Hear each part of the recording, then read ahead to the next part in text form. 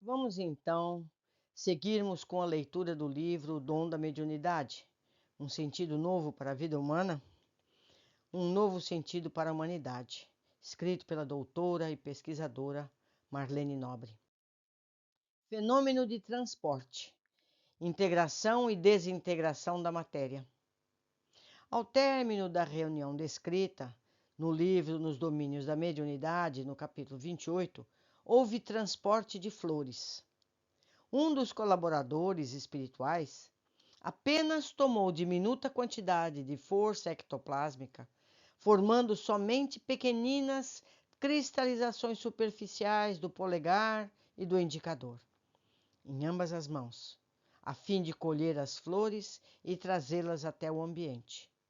Kardec, no Livro dos Médiuns, capítulo 5, esclarece que o fenômeno de transporte consiste no aporte espontâneo de objetos inexistentes no lugar.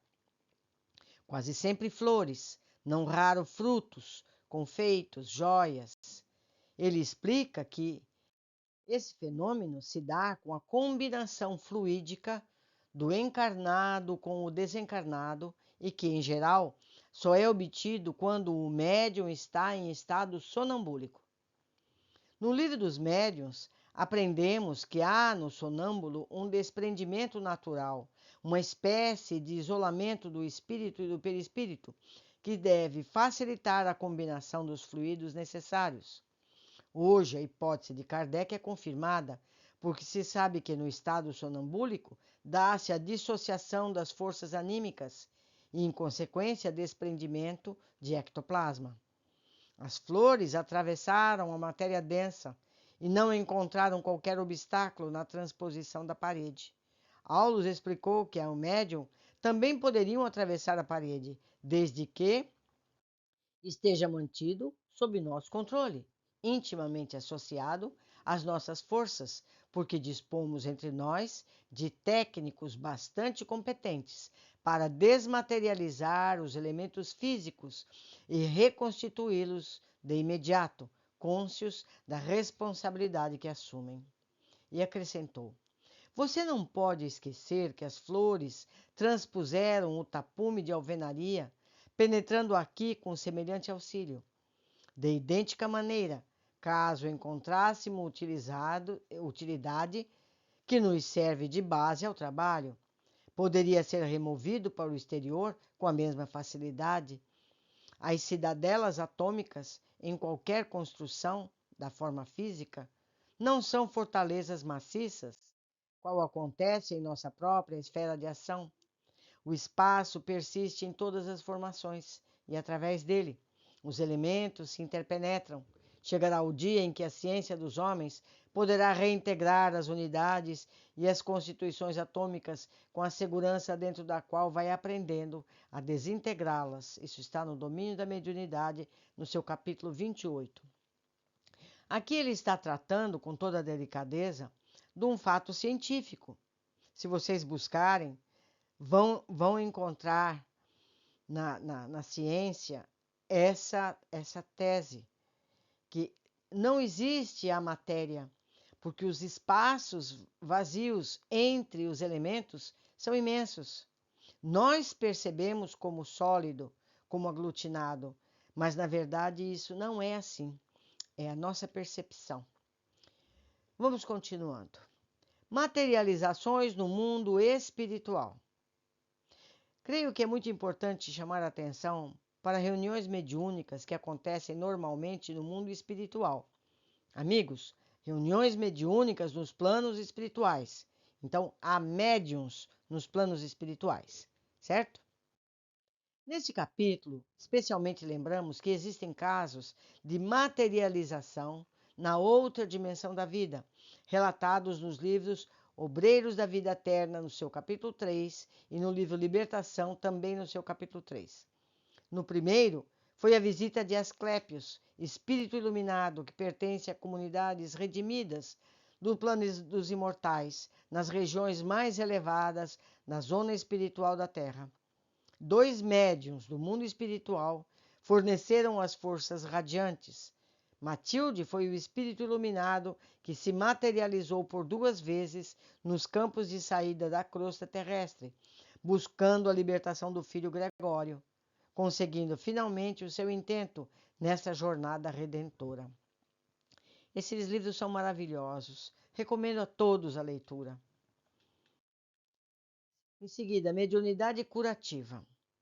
O ectoplasma ou força radiante é utilizado nos diversos fenômenos de efeitos físicos e nas curas espirituais.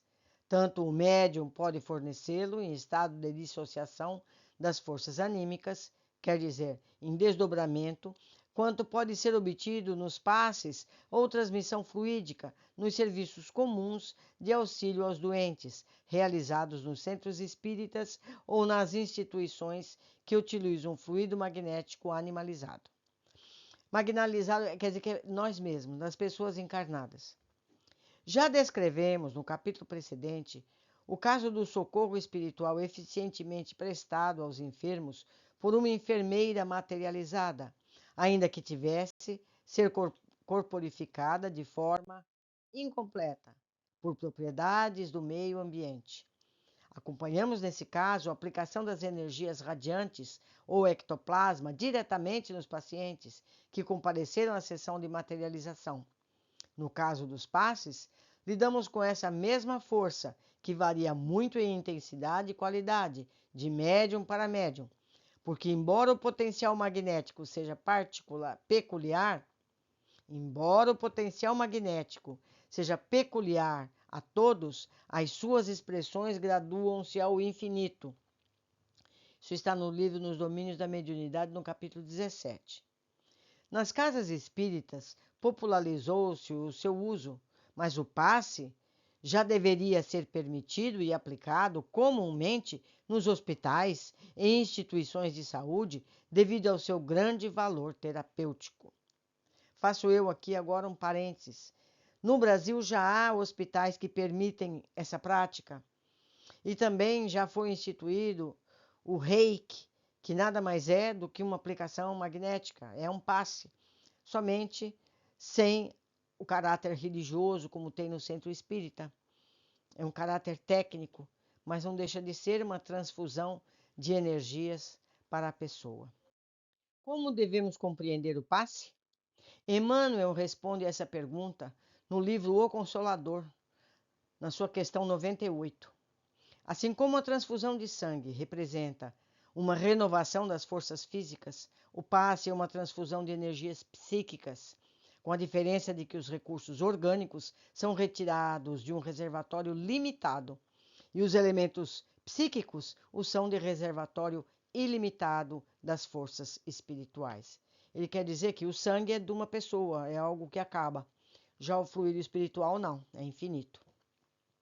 Essas energias também podem ser canalizadas através da água, que passa a contar com recursos magnéticos de grande valor para o equilíbrio psicofísico das pessoas. Nos casos de distribuição gratuita dessa força, através dos passes e da água fluidificada, o auxílio do mentor espiritual é automático.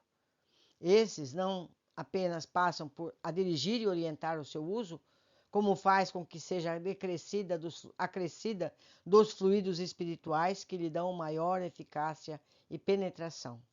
O passe é, pois, uma transfusão de energias do médium ao enfermo, com o auxílio do mentor espiritual, geralmente através da imposição das mãos, que altera beneficamente o campo celular, favorecendo a cura. O tratamento fluidoterápico, portanto, que inclui passes e água fluidificada, é encontrado normalmente nas casas espíritas e através desses serviços de assistência gratuita, os enfermos, os médiuns, desempenham a função de agentes beneméritos da saúde humana, devendo ser vivamente encorajados a persistirem nesse caminho de doação fraterna. O passe pode ser aplicado em enfermos em toda a classe, desde as criancinhas tenras aos pacientes em posição provecta, ou seja, já velhinhos na experiência física, reconhecendo-se, no entanto, ser menos rico de resultados imediatos nos doentes adultos, que não são conscientes dos próprios atos por desajustes complicados no cérebro. Os recursos magnéticos em geral são aplicados a reduzida distância, sem que se toque diretamente no corpo do paciente. Pode ser dispensado à distância, desde que haja sintonia entre aquele que o administra e o que recebe.